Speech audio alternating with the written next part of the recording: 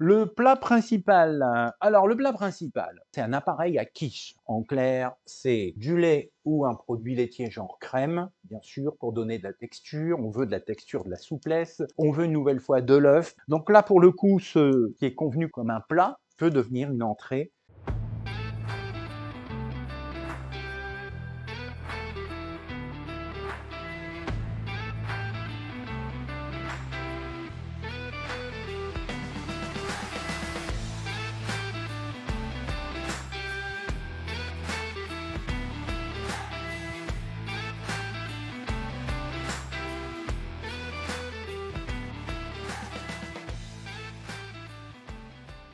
Alors, on va parler des récipients d'abord. Je vous ai donné des quantités, je crois, de mémoire pour deux. Bon, mais si vous avez envie de le faire pour toute la famille, ne vous gênez pas. Oui, si vous êtes plusieurs, utilisez donc un moule à tarte, une abaisse de pâte, et vous allez la garnir de ce dont on va parler, comme j'expliquais dans la recette. Oui, là, je serais parti sur autre chose. D'abord, d'individualiser les portions. Parce que vous n'êtes pas trop bien, nausées, vomissements, manque d'appétit, on voit une grosse tarte comme ça à table, petite tranche, grande tranche, bon, ben sinon, regardez. Alors, c'est pas des récipients encore plus petits, bien sûr, mais là, c'est la bonne taille, je trouve, pour se dire, tiens, si j'arrive à manger ça, ce sera déjà pas mal. L'idée, c'est que ces petits récipients, on va les garnir. On va les garnir d'œufs qui sont ici. Dans mes petits ramequins, je vais découper, moi, je vais peler les tomates avec un épluche tomate parce que ce sera plus digeste. Comme ça, bon, ça. Donc, je vais peler un petit peu mes tomates. Sur ma planche, je vais les couper en petits morceaux. Si vous faites à l'inverse une belle tarte, ben, laissez des belles rondelles de l'œuf, la mozza, et de la crème. Mais pas trop de crème, juste ce qu'il faut de manière, parce que je dis pas de choses trop grasses quand même, il ne faut pas que ce soit lourd par rapport à la digestion. Et puis je vous ai proposé de la courgette parce que ça y est, ça sort des jardins ou au moins des serres. Donc j'ai de la crème et puis une belle mozza. Et la mozza c'est pas mal hein, parce que c'est quand même 18-20% selon les produits de protéines et 18-20% de gras. Et moralité c'est bien, c'est un bon ratio pour que ce soit énergétique, rassasiant, puisque des protéines et des lipides c'est rassasiant. Ma tomate, moi, je vais la faire en petits morceaux puisque je vais utiliser un ramequin. Également, vous aurez la courgette à faire en petits morceaux et puis la mozza aussi. Alors, la courgette, est-ce qu'on va l'éplucher? Ben non, surtout la jaune. Sous la peau, il y a plein de vitamines et il y a plein de fibres très intéressantes pour la santé. Et c'est le cas, elles sont bio. À ce moment-là, on laisse la peau. Voilà, je fais des petits cubes, il n'y a rien de bien extraordinaire. Et puis voilà, je vais charger mes petites cupules là, comme ça va être sympa. Et hop, c'est parti. J'en mets pas trop, je vais d'abord, je pense qu'une tomate pour les trois, ça me paraît sympa. On verra ma courgette après. Et une nouvelle fois, cette préparation peut se manger chaude, tiède, froide. Et ça, c'est bien. Alors j'aurais pu rajouter plein de choses. De la menthe poivrée qui s'oppose aux nausées. Très bien. On aurait pu mettre du gingembre, si vous voulez. J'en ai pas pris, là, je n'ai pas pris de gingembre. Mettez du gingembre, je sais que vous aimez bien. Hein. Mais en tout cas, il est lui aussi anti-émétisant. Il évite les nausées et les vomissements. Il augmente même l'activité de certains médicaments qui s'opposent aux nausées. Médicament plus gingembre est encore plus efficace que médicament seul. Ça, c'est sympa. La mozza, allez, c'est parti pour la mozza. Elle est vraiment belle, je la sens là bien fraîche. Petit morceau aussi. Elle va pas gonfler, hein, c'est pas comme de l'emmental, du gruyère qui gonfle, qui prend du volume. Et ce fromage apporte son énergie, sa douceur, et puis le fait qu'elle ne soit pas trop forte en goût. Donc là, on en met, on mélange, on peut tout mettre dans un saladier si vous voulez, après re-remplir les petits ramequins.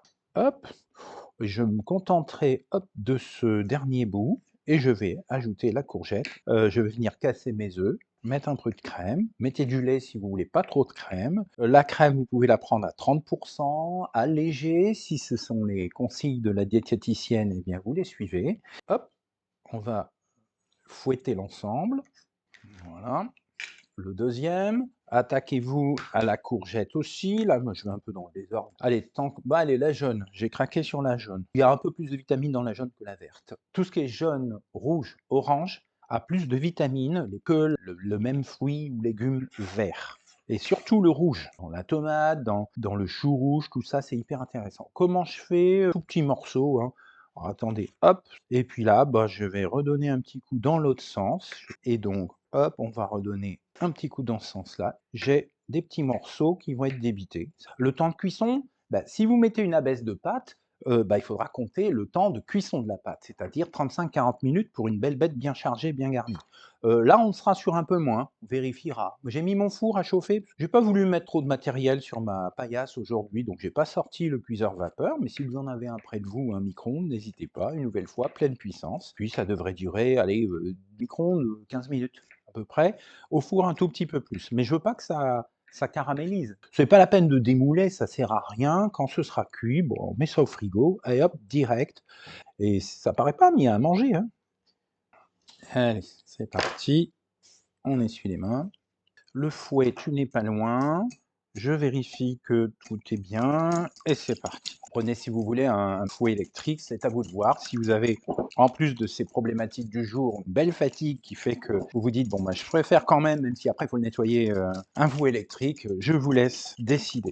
On n'oublie pas de mettre un petit peu de sel, et donc, voilà, un petit coup de sel quand même. Hop. Parce que là, la mozza, elle a sa place, très souple et vraiment neutre en goût, et d'où son choix pour notre atelier d'aujourd'hui. La crème, alors la crème, c'est simplement la quantité par rapport à ce que je veux là. Il n'en faut pas des masses.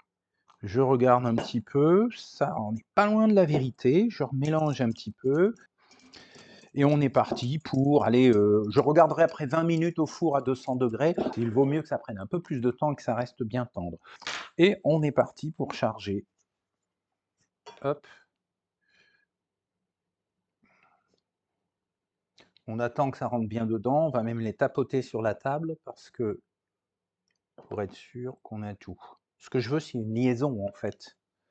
Oh, on est pas mal, hein. Ah, regardez-moi ça. Parce que ça va pas trop monter, hein, on n'est pas en train de faire un soufflé. Ce qu'on peut faire, j'en ai ici, c'est de mettre un petit peu de basilic pour sa fraîcheur. Il n'y a pas sur les nausées, vomissements, il n'y a pas trop d'intérêt, on est plus sur donner un petit peu de fraîcheur. Histoire d'un soupçon, et puis il ne faut pas simplement que ça brûle dans le four, donc je vais ramener un petit peu de jus dessus, de manière à ce que ça ne brûle pas au four. Au micro-ondes, ça ne brûlerait pas, hein, par exemple. Voilà, je remets un petit coup dessus, le four est là, et puis c'est parti.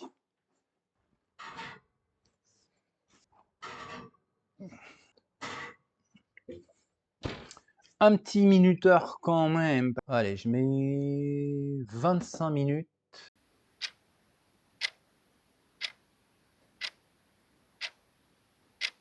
J'ai un petit peu qui est tombé dans le fond parce que, vous savez quoi? La mozza a quand même gonflé. Faut dire que j'avais chargé, hein. Eh ben, écoutez, moi, je vais arrêter là. Ouais, c'est sympa.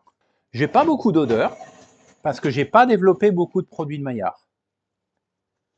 Hop.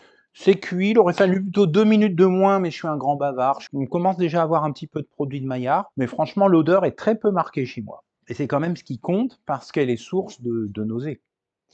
Au micro-ondes, il n'y aurait pas eu du tout de coloration. Et je vous dis à très vite, puis j'espère que nos propos vous ont fait avancer. Au revoir, à bientôt.